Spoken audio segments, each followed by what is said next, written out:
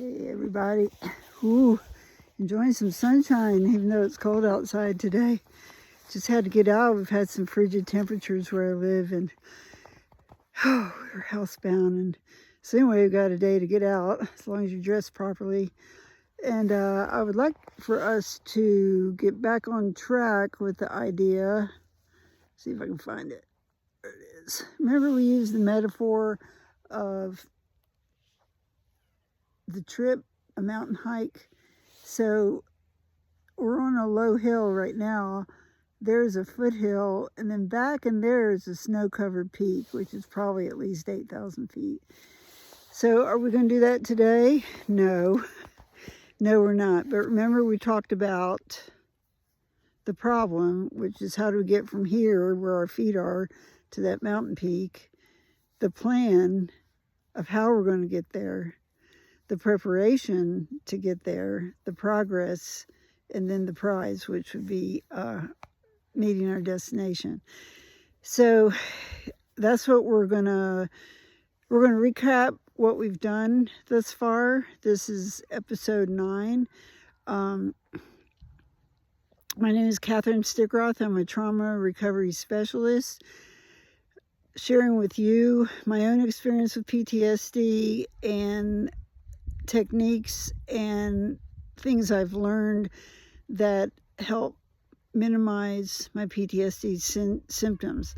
Am I standing here saying, hey, you can be cured of PTSD? I don't know the answer to that. I can't make that claim. I just know that in practicing these things that I've been sharing with you, my symptoms are like practically non-existent.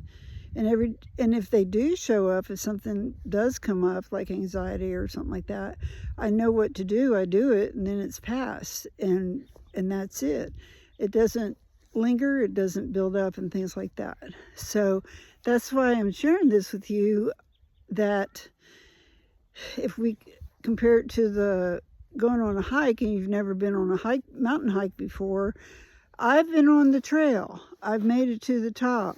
I've come back down, and it would be like if you showed up and say, hey, I want to get up there. I said, well, I'll show you how to do it, and it'll be a lot easier for you, because I had to figure things out. So that's what that's my goal, that's my intention. So let's review real quick the preparation. In our backpacks, we've got a pen and paper for circle writing. We've learned how to breathe properly to lessen anxiety. We learned about drumming, whether it's drumming a body, drumming a coffee can prettily decorated, drumming a real drum. If you want to carry the extra weight, you can sure bring a drum with you. If you don't, just know that you can pat your chest like that. Let's see, a pillow. If we do not have space or want to carry the weight of a pillow or a squishmallow, whatever you can do, we can ball up a jacket and press it against us for the comfort we talked about. We can sit on a stump and rock back and forth. So we've already got some things.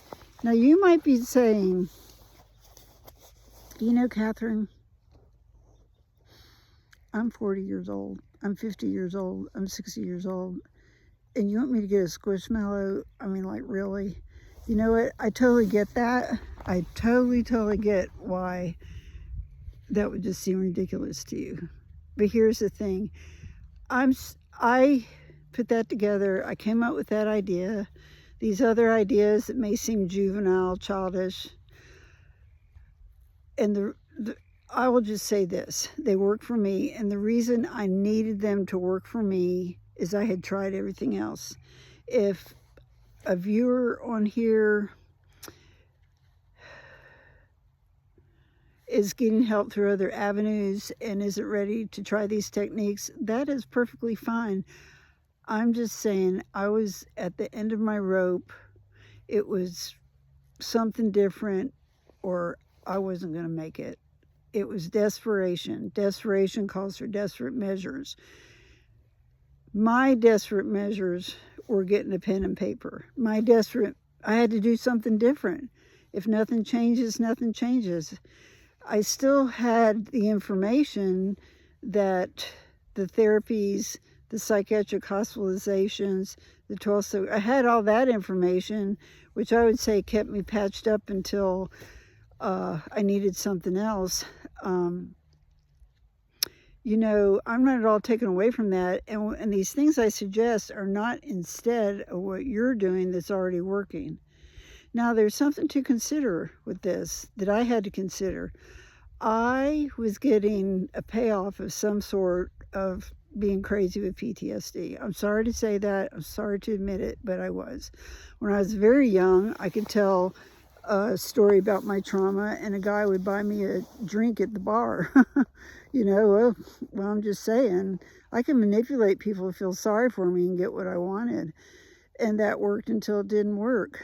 I was getting the payoff of acquiescing to abusive people because it kept a roof over my head.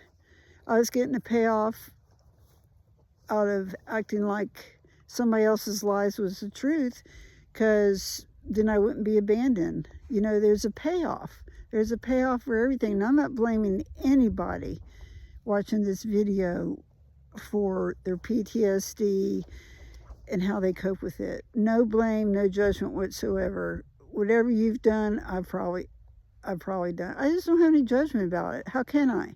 How can I do that?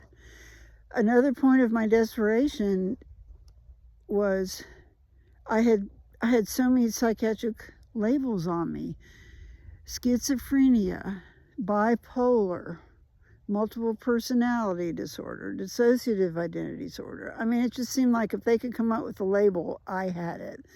And I just didn't agree with that. I mean, really? I just really didn't agree with that. Now, I'm not saying anybody who has been diagnosed with that doesn't have it, and I'm not minimizing those conditions. All I can say is I have worked hard on my PTSD recovery, and those labels do not apply anymore. They really don't. I'm functional. My mind is clear. I can make good decisions. If I don't, I have supportive people who help me make good decisions. And I have to say I still have PTSD. I don't, it's just my symptoms don't run my life anymore. Have you lived your life where it's like, okay, today's not a good day to go to the store because I might get triggered? Okay, that's PTSD making decisions for me. I don't like that. I don't like that. It was necessary for a time, but I just realized I had to build up my resilience to where PTSD was not going to make those decisions for me. So that's these tools I'm sharing with you. Like I said, if they don't fit what you want, change them to where they do fit what you want. You know, I guess if nothing else, if you don't want to take my suggestions, figure your own out.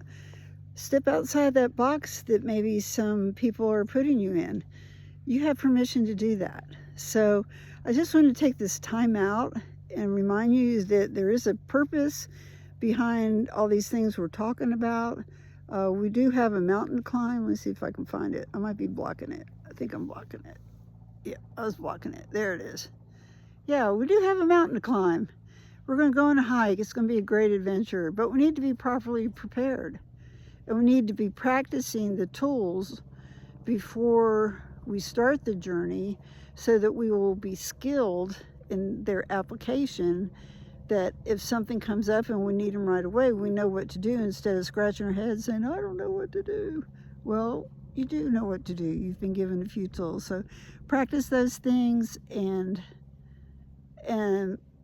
we'll be going. We will get going. Just trust the process of preparation. I promise it'll be worth it. So you have a good day. We're going to keep on hiking on a little walk here. Just really glad that the sun is out and we can get outside. God bless you, and we'll see you next video.